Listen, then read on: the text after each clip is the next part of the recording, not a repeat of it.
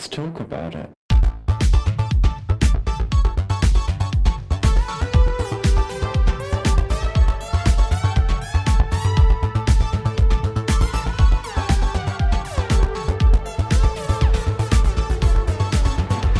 Hello and welcome back to Thicc Radio, the podcast where we talk about gaining, feedism, and everything in its orbit. I'm James. And I'm Tim, so let's get into it. Today, James, we get to talk about something that's something that I like to talk about, but it seems like I seem to be in the minority there because I'm a huge geek and I do love science fiction. So today we get to talk about science fiction gaming. Ooh, yes. And I feel like this is a really fun one to talk about because I think low-key everyone's into science fiction gaming. I have my theories, I will share them, but I feel like I think it's just like a great excuse, right? To kind of like role play about like what we want to talk about when it comes to feeding and gaining and fantasy. Because in science fiction, you can have a narrative of I've perfected the perfect potion. Well, actually, no, that's probably more like magical type of thing. Well, but magic does sometimes fit into science fiction. It just sort of depends on what the overall aesthetic is, because I feel like fantasy and science fiction have really merged over the years. They used to kind of be separate, but now I really feel that they're kind of the same genre. Yeah, it's almost like when you see a lot of science fiction characters, you know, it's like, what class are you going to be? Are you melee? Are you ranged? Are you magic? And there's usually a character with a gun. There's like a gunslinger character now. Yeah. And so I feel like things really are starting to merge. Like there's a mechanist or a something. And I kind of love that, you know? It's like it's a universe where anything goes.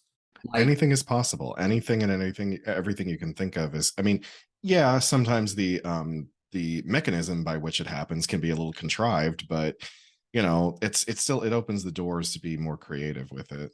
well, actually, I have a good example to share. So I recall seeing this on an interview with some of the original Star Trek crew, right? Mhm. And on the original Star Trek, as with all space age, science fiction-y stuff, they had automatic doors, right? Yeah. Open when they would close. But as it turns out, automatic doors didn't exist at that point in human history. No, they didn't. This was an instance of art inspiring life. Because they had automatic doors in Star Trek, they created the automatic door for anywhere you go shopping now. Which is so fascinating to me because I was just like, oh, maybe they included it because this is the new invention and we want to showcase this. No, they literally had an actor either side of this fake door and they had to practice to time it so that when you got to a certain proximity, like this person is just walking through as normal, but then the door swings open, they continue moving at pace, and then it swings closed. Like when we have an automatic door now, we have to kind of like pause for a minute.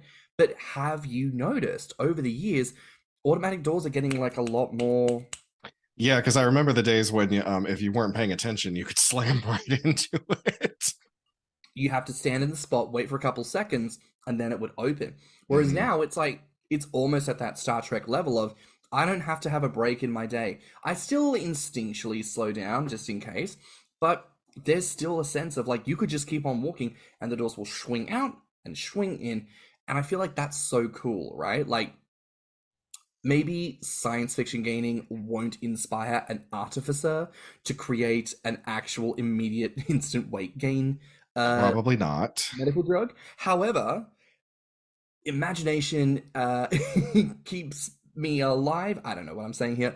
I No, think it's what you're saying is like the human creativity is what drives invention, you know, and we will often read something in a book, see something in a comic book, see something on a movie, see something on a television show, and it actually inspires people to invent products or things that try to get as close to that as they can, you know. And in the case of the automatic door, they were able to do it. And who knows what else is going to be inspired. So like science fiction is a fascinating world where the illogical becomes logical and the fantastic becomes possible. And of course, as a community, people latched onto it because now you could sit down and you could write out your whole fantasy and it could go as wild as you wanted it to be. Oh, 100%. And I mean, we've talked about obesity in the 90s cartoons, Henny. Like, if it wasn't magic or some MacGuffin that was immediately like explained or just like not even addressed, it was usually some kind of like scientific method that like pulled some bullshit strings and suddenly someone's fat. Like for many of us, that was actually how we were inspired. We saw transformation and we went, I want that, and I want that Hmm. right now.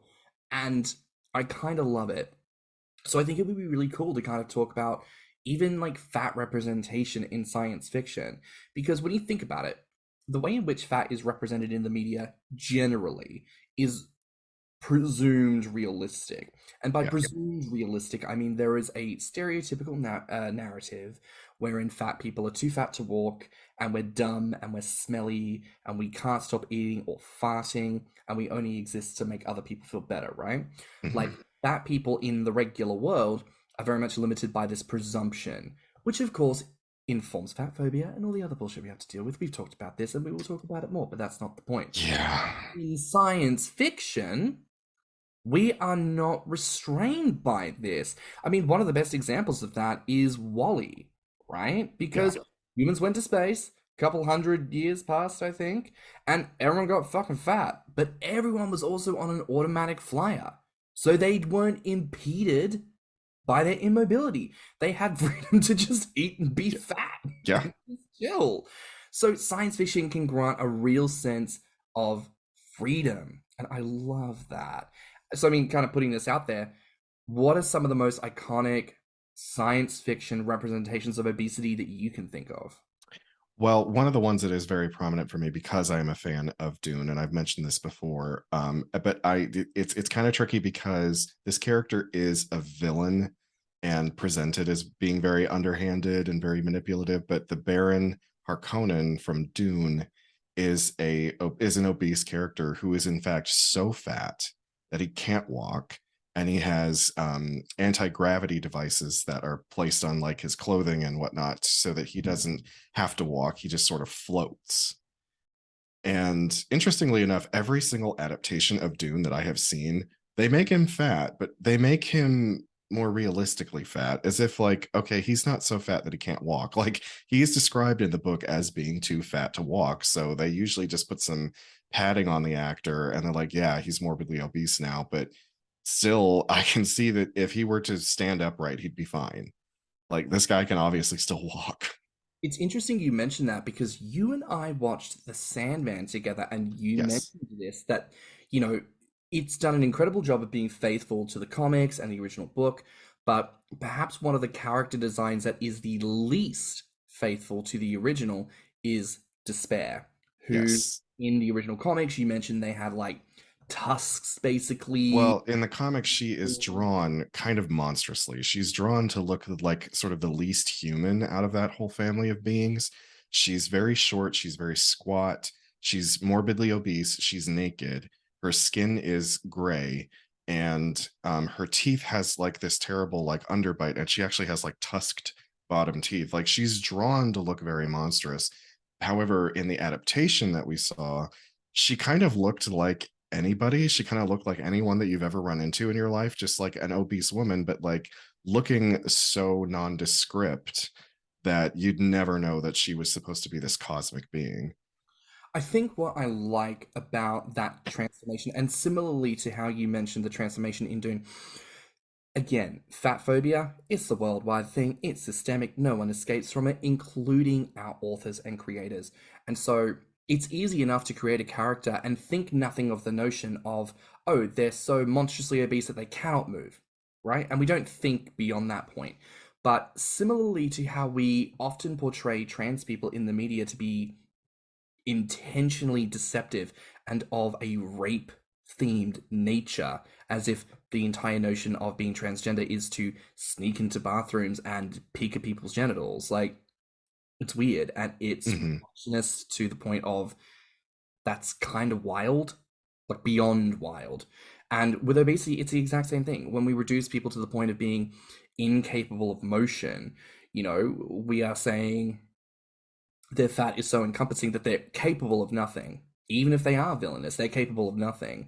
And I like that modern adaptations are reducing that narrative, not necessarily to the point where they are barely chubby, so to say, because I would argue the actress who was cast to play Despair was very large. You know, I wouldn't say Yes. they were an Infinifat, but I would certainly say they were Lane Bryant fat. They were discernibly Yeah.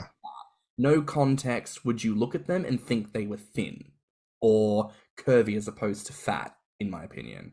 Well, I think I brought up to you when we watched that episode together that I had a theory that maybe the reason that they did it is because despair is a very common human emotion, and it often seems to be a binding emotion among human beings. And I kind of thought, are they deliberately doing this to be a sort of nod of, we are so mired in despair in our society that we wouldn't recognize her if we saw her? I think there's a great way to do that, and I think that could definitely be an interpretation of it. Because I think, similar to how I'd said at the time, I think it's good that they made intentional decisions to make her less monstrous as fat, because it's an existing connotation and it's a fat phobic one. Whether the original creator, Neil Gaiman, was intending that or not, it still comes across that way. So, in a previous household that my partner and I were in, there was an individual of that household who was very invested in Morris dancing. You know, that British dancing where they've got the little hats with the bells and the clappy sticks and they dance Oh, around. that's what that is? I never knew what that was called. It's called Morris dancing. I thought that was a German thing. I mean, it could also be a German thing, but Oh. it's a British thing at least. Not something that people do. It's one of those like, oh, look at what we did back in ye olde yonder day bullshit thing, you know? But anyways, the reason I bring this up is because he was very impassioned about telling us about a specific style of Morris dancing, because there are different styles of dances and dress from different places all over the UK.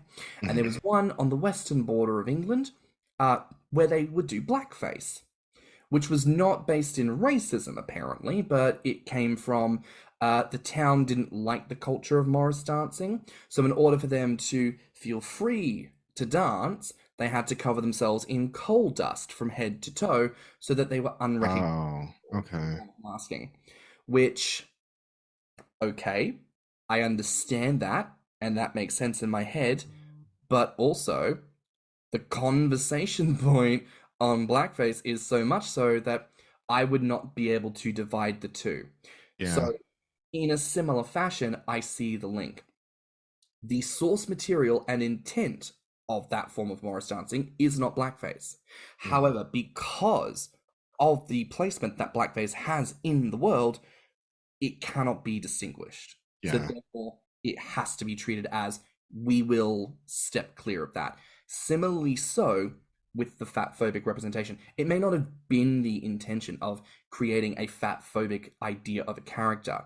However, it still carries that same tone. So I love that they made despair less monstrous and more that every person. And I think that's a fabulous way of understanding the character.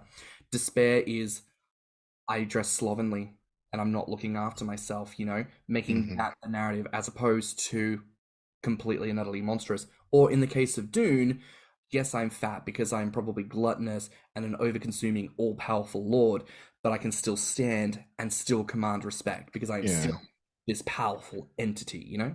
I mean, like, so in the case of the representation of despair, I wasn't disappointed by it because they still gave her her hook-shaped ring that she dug into herself with, which is very much a thing she does in the comics. So immediately I was like, okay, like I'm cool with this.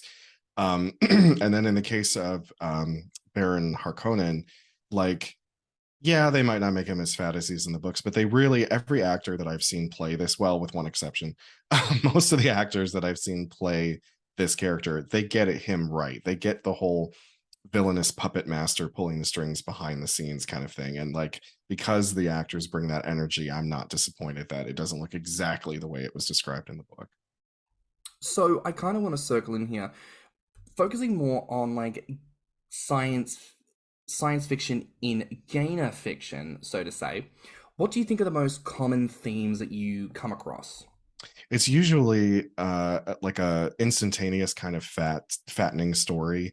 The science or most of the ones that seem science fiction based, like, deal with, you know, subject A wants to perform an experiment on subject B, or subject A discovers a new supplement and discovers like, oh wait, no, the chemicals in it make this happen, or things like that. I very rarely see it so well. There is a series that's set on other planets, but for the most part, it's a Terrian story. They're like real people-ish, but then there's some element of the fantastic with like either an enlarging gun or super fattening pills or some kind of formula that instantaneously fattens people. It's usually that kind of thing.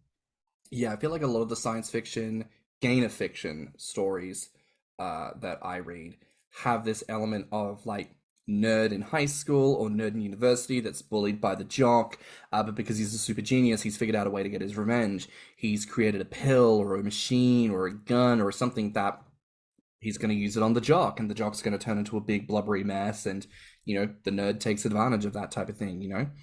And I find it interesting that whether it's science fiction or not, there's always this consistent theme of dominance and submission that Oh happens. yeah, absolutely. It's very rarely, oh, I'm just a person who put on some weight and I discovered that I loved it. It's Yeah. almost always dom sub. It's almost always that, right? There is a power dynamic, and it very much bleeds over into the BDSM world. One of the first like science fiction sort of gainer series that I read was called The Journal, and it was about this kid who gets apparently a magical journal, and anything that he writes in it becomes the truth. And because he is a fetishist and because he likes big burly men with bellies, like in one chapter he's crossing a construction site and he sees all these big men on the construction site, and so he starts writing in the journal what he wants to have happen to them, and it happens to them. And it's like, again, it's that power thing of the kid's the one with all the power because he has the MacGuffin, and then all the men on the construction site are his, I hesitate to say victims, but kind of in a way they are his victims. Like they are the ones that he carries his experiments out on. And yeah, I got into it because it was kind of hot. I mean, that's a really good point. I think even just on the narrative, like stepping away from gaining full stop, like so much of that involves situations that are non-consensual. Those people didn't consent to what happened to them. It's therefore problematic. But in the scope of roleplay and fantasy, we don't see it as such. We see the sexual element of the underhanded. And to put it plainly, because in reality, that story takes place in the imagination. There are no real people being affected. Yeah. It's a little bit like a Dungeons and Dragons campaign. Yes. The dungeon master is operating the enemies and the story. He's the one orchestrating. And because he's doing it, there's no problem. That's So, how I've always seen it too. I don't believe in or understand applying real world rules to a non-existent person. If I write a story and I pull characters straight out of the air, I'm like, they're not real people, they're not based on any real people, and I pick the most generic names possible. How can you then apply real world rules to those people? They do not exist. So like when we talk about these fictions, and a lot of them are like you said, non-consensual fictions, but I don't think applying real world rules to them is fair to do because it's the imagination. It can go anywhere. It might even go to places you're not comfortable with. Because I've read some gainer fictions that were kind of like, wow, I don't you definitely couldn't do this to somebody in real life. But like, I'm not begrudging the fantasy. I mean, vor, for goodness sake. Like, if we started to apply that rule, anyone who jerks off to vor porn, oh, so you're a carnivore. So you're actually a murderer. Like, you're looking to commit cannibalism. You want to go to prison for life for that. It's like, take a step back. It's in a certain context. We should keep it in that context. Yes, When things are taken out of context, obviously they don't make sense, and obviously they look wild. So we should be cognizant of that. absolutely. What I do think is good to note is that outside of gainer fiction, because I think obviously our fiction is of a sexual nature, the Yeah. purpose of the narrative is to get you to come. And I think ultimately this is why it's not seen as problematic, because we quote unquote all know why we're here for this purpose. Whereas a lot of science fiction where obesity is presented is not of a necessary sexual nature, but it still has a narrative and it Yeah. still has a reason and purpose. I mentioned Wall-E before. You could argue that the reason why they presented obesity in such a way is to showcase what they believe the future of humanity to be like, in a world in which we are provided with every convenience, in which we are kept inside, in which we are confined and restrained.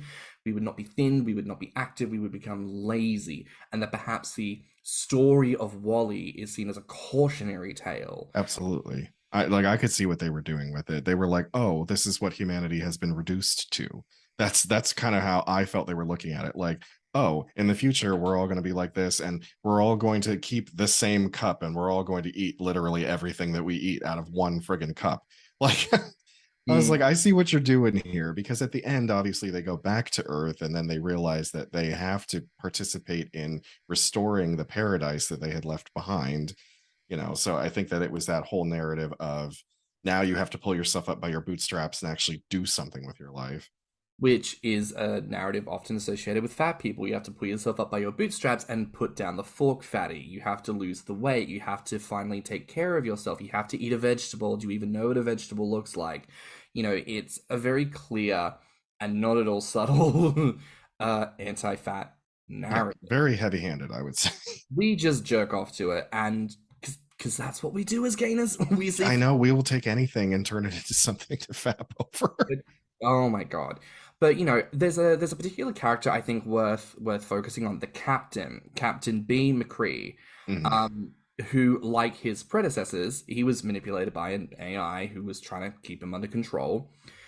When he eventually succeeded, right, his first steps, they were accompanied by Also sprach Zarathustra, which is by Richard Strauss, 1896. This is probably better known as the 2001 Space Oh, the da da da da. Yeah, okay. Boom, boom, boom, boom, boom, boom, boom, boom, dun, dun. Like Dawn of an Age, First Steps of a Yeah. Dinosaur, this type of thing, right? What do you think it means when we present limited fat characters in these positions of weakness, stupidity, mistrust, and generalized foolishness? Because obviously the man is not unintelligent, but they basically pay him to be like, "Oh wow, I'm friends with this brand new robot, and golly gee, what are you talking? You make me taking control. I don't understand anything." It's we present Yeah, fat. it's again, it's the cautionary tale. Like, and I can actually relate this to Dune again. Even though it's not necessarily about everybody getting fat, but the whole prelude to Dune and the whole reason why the story happens in the first place is because it's set so far in the future that mankind has everything done by robots. Everything is done by AI, robots. The human beings just sort of deteriorate into apathy. Everything that they want is given to them. They have no worries in life. And then the machines rebel, and the machines take over, and the machines decide that humanity is the threat. So then humanity has no choice. They have to fight back. They have to destroy the machines. And then in the future that Dune presents, they are not allowed to create any computers that can think. They can create computers to open doors, perform menial functions. Obviously, spaceships still have to fly, but machines are not allowed to think. They have to train themselves to become living computers, essentially. So you have this entire school that is created to train human computers who can compute gigantic sums in their head and retain so much information. Then you have a school established to emphasize on pure mathematics so that they can learn how to traverse the stars. You have a school created so that human and it's mostly for women, like human basically the spiritual guiders, the people who have all the spiritual knowledge and the mysticism. Like, I think that that's why, oh god, where am I going with this? I think that's why you see these things happening. It's like humanity goes into a state of apathy and luxury, then some huge dramatic thing has to happen, and now, oh shit, we have to take care of ourselves. We can't have machines doing it all the time. It is interesting that you see this parallel between cybernetics and obesity. The idea that it's machine merging with man, and what comes out at the end is monstrous. But when you have just machine and just man, what you have is this push and pull of what does it mean to be human. And I find that narrative very, very fascinating. And I do think science fiction touches on this a lot. Though I will say, we have not touched on the most famous of all science fiction obese characters, And who's that? Jabba the Hutt. uh he's a big slug. But he's still an obese character. Yeah. I mean, genuine question, right? To kind of kick it off with him. How much do you feel like his weight acts in relation to his status within the franchise. Like, not just what fans think of him as a fatty, Mhm. but as a fat character in the universe that is Star Wars. What kind of Well, I mean, relationship? he definitely left an impression because that's mostly, I feel like a lot of people remember the third movie for two reasons. The final, destruction of the Empire and Jabba the Hutt. Because I believe in the original trilogy, as they were presented before they went back and did all the edits and the adding shit in, Jabba didn't even make an appearance on screen until the third movie.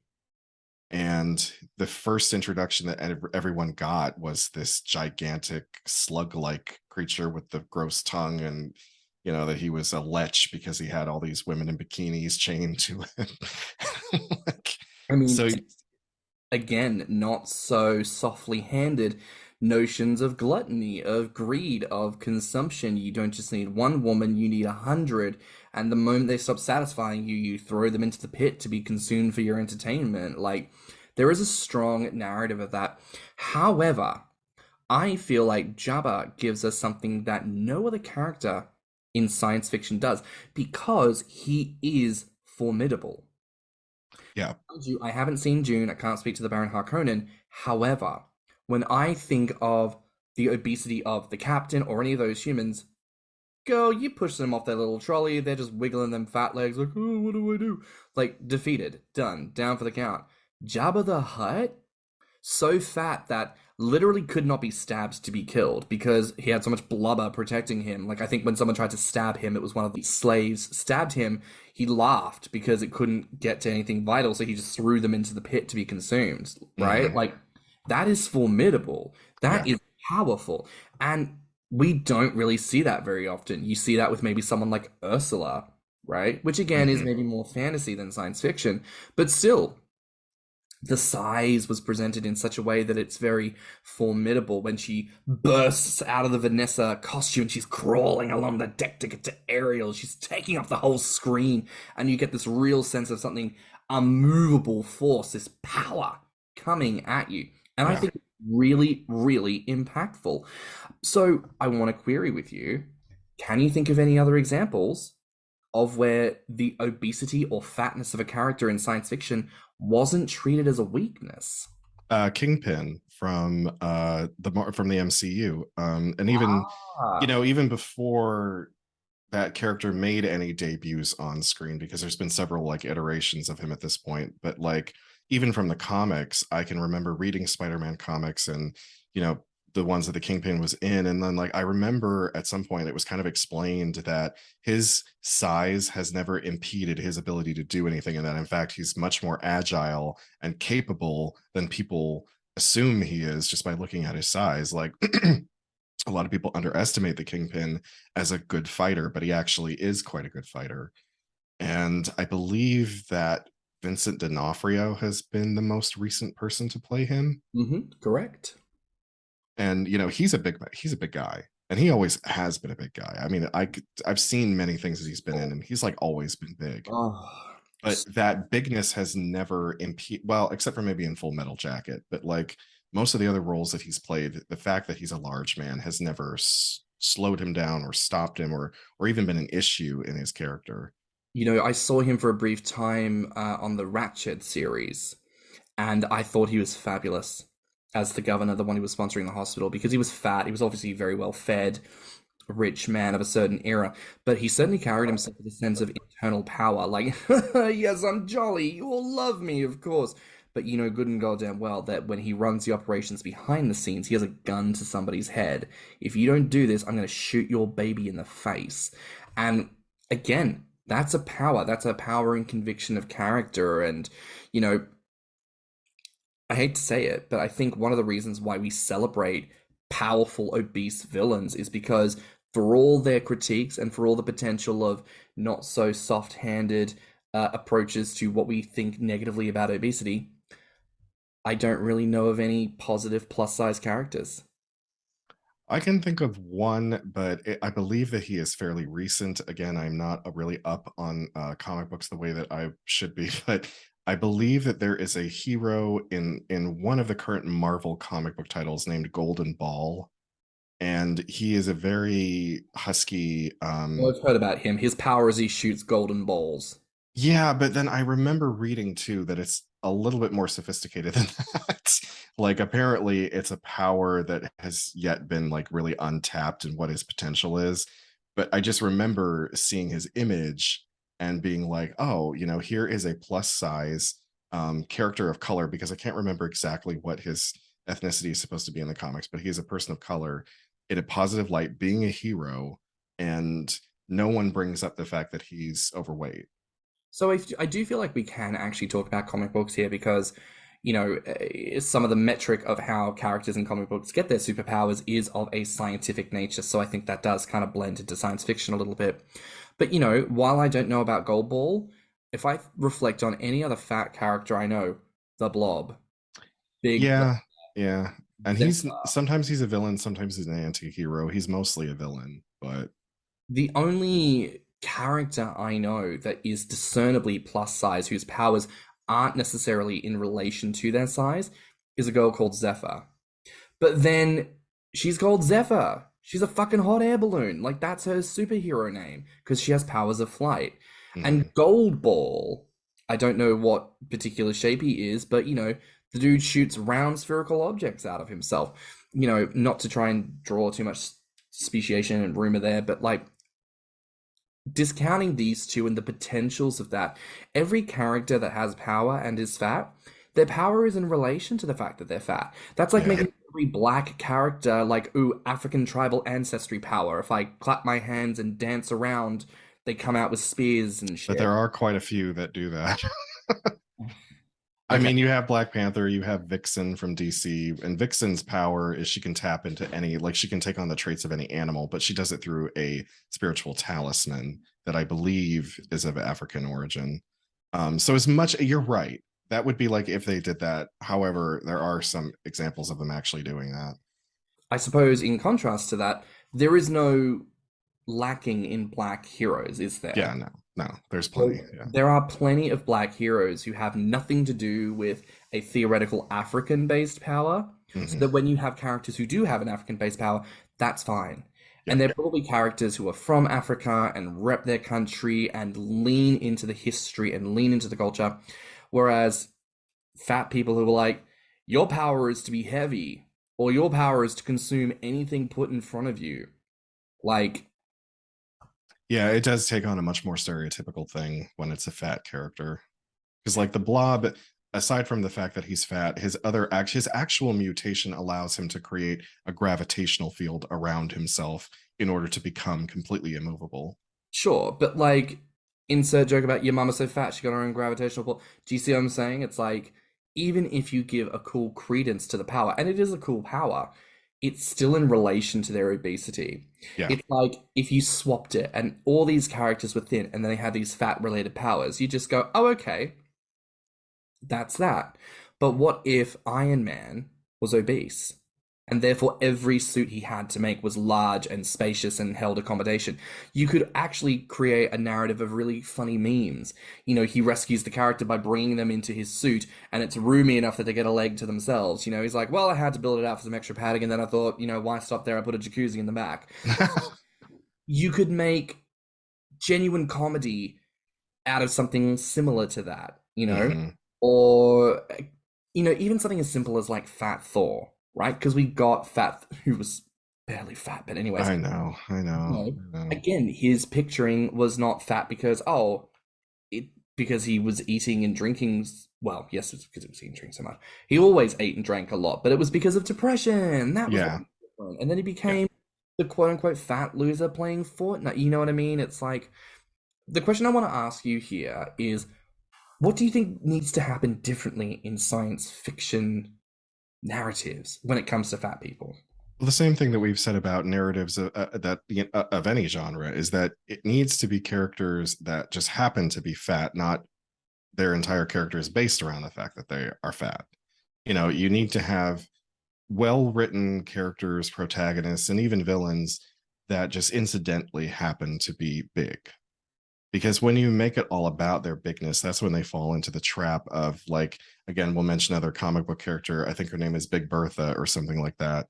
And I believe that her power is kind of similar to the Blob, where she can create gravitational fields around herself. And like Big Bertha is kind of like a pejorative that you just toss out at larger women. Like I've heard that all my life, Oh yeah, that's Some, like a half bovine mutant called Fat Cow. yeah, And my power is I can blast a man down with the milk of my udders. It's like, again, okay, but you already know that like this is a fat person making fat things, and again, using their body in a way to create their power, which is really uncomfortable, So so we just need better characters written, from just the lens of being a person. I'm not a writer. I'm not, and I don't know how writers go through their process, but sometimes I wonder if you just started writing someone with literally a blank slate in mind and you're only focusing on what that personality would do and say, and then you can build the character around it. But like get solid writing first, get a good character down, and then build how they look.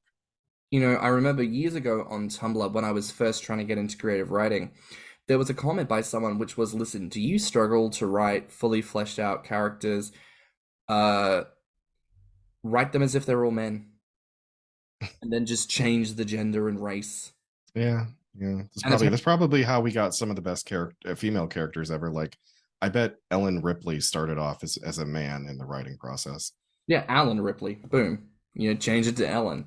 Like it's entirely plausible to believe that this is how certain things have come to pass, especially when you look at the quote unquote butchness of certain female characters, or characters of color that, of course, and none of this is meant to be assumed of anyone, but like so many black lead characters can somehow completely navigate the construct of race without a single problem, as if racism is not a problem that they would have encountered on their journey. When, Yeah.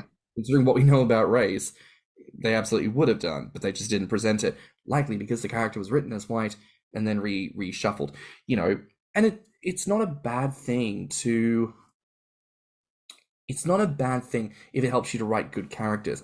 And I think something that we kind of keep circling here when it comes to obesity is, what does it mean about the lived experience? When it comes to female characters, what does it mean when it comes to the way that men are? Watching the series She-Hulk, it's fantastic because men are fucking terrible to women and they are super aggravating and super gross. And I feel like the reason why every fucking soy boy is getting real upset about it is because they're being called the absolute fuck out by the show, which I love.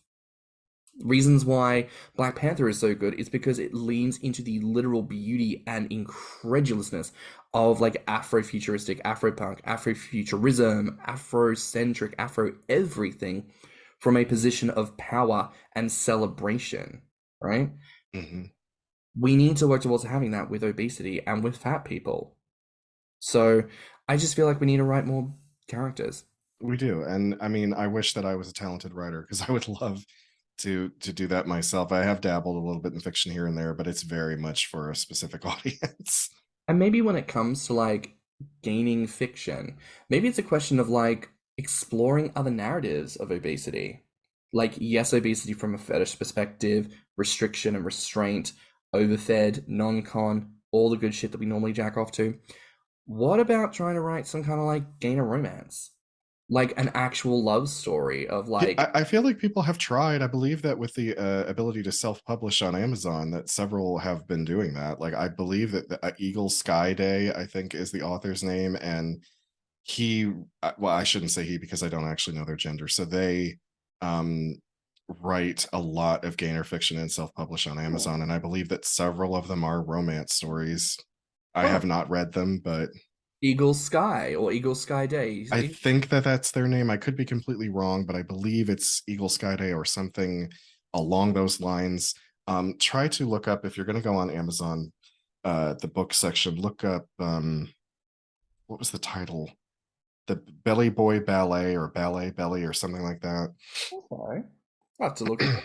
But Eagle, if you are listening and you would like to come onto the podcast to have a discussion about gaining in literature, we'd absolutely love to have you. But I do think that's something that we could challenge ourselves on, especially with the notion of writing gainer fiction, and you and I have talked about, wouldn't it be fabulous if we did like another podcast, which is, like radio drama of Gain of Fiction, and you could build it up to be beautiful. You could hire voiceover actors to really create character and create tone. You could have all that background noise to really sell the narrative. I think that'd be fabulous, personally. I think it would be too. So, you know, just again, putting it out there, anyone who's interested, get in touch at thiccradio@gmail.com. But Tim, I want to ask, do you feel like there's anything we haven't really touched on when it comes to the science fiction? Well, I did have a thought earlier on. This is going to be kind of out of place, but I was thinking again about comic books because as a comic nerd, I've read a lot of them. And one of the titles that I used to read all the time was called Legionnaires. And it's in the DC continuity. It's about what happens after Superman is kind of like gone. So it's set like in the 30th century or something like that. And this is the superheroes that we have. And I remember specifically there was one comic where they were opening up the team to auditions. They wanted to get new members. And this one young woman came up and she wanted to display her powers, which were weak. And like the most she could do was sort of like telepathically or telekinetically float someone for a couple of minutes before she lost control. And the rest of the team really like treated her like shit because, you know, they saw what she could do during the audition and they didn't think it was good enough. And several of the characters commented on her weight, her looks. They called her a cow. They said she didn't belong there. So she runs out crying. And unfortunately for her, she comes across this I don't know how to describe it. It's kind of like a Green Lantern power ring, except it wasn't. It was like the prototype to the power ring. It was called the Emerald Eye of Ekron, and it transformed her into the Emerald Empress, who became a big villain for the Legionnaires. And unfortunately for this girl, like after this transformation process, like she gains a couple of feet of height, like her hair, it turns like green and beautiful and lustrous. And she, like the first words out of her mouth are like, "Oh my God, I'm beautiful." You know, I just thought, oh no, like, and that was a common trend in comics. You know, I think it's really important to have more of these conversations, and listeners, more conversations with your friends, with your family, with people in your life, because ultimately science fiction and fantasy and comic book and the media in general and any forum where we fucking present made up fat bitches, we just don't treat them like we should. No. And I think we just need to do more of that. So I don't know, if you're listening to this and you've had it on your heart that maybe you want to start creating an original comic book series or creating characters, this is your sign from the universe. Do it. Like, give us the content. I'll buy a comic. I'll buy Gain of Shit. I'll buy that. I will. And you know what? We'll review it on the podcast and we'll talk about it and we'll have you on to talk about it and we'll bring your artist on board to talk about the designs as well. And we'll do a whole whoop-de-woo. But I think that's kind of it. There's messages in everything. And it's really important that as much as they may make us horny to see fat people presented, we should be more critical, especially when the narrative is one of poor taste. Yeah. Or exploitative, like, you know. Tim, baby, I think that's a wrap for now here on Thicc Radio. Everybody, please remember to like and subscribe, rate us 5 stars, and leave us a good review. If you liked this episode, the podcast, or just us in general, share it with your friends and encourage them to tune in. You can find me on Instagram and BeefyFrat at stannnum. And you can find me on Instagram, Twitter, YouTube, TikTok, and BeefyFrat at ThickyMouse. You can also look us up on TikTok at Thicc Radio or our website at www.podpage.com/Thicc Radio. And if you want to submit any questions or ideas for episodes, you can reach us at thiccradio@gmail.com. So until next time, bye, Fats. Bye, Fats. Let's talk about it.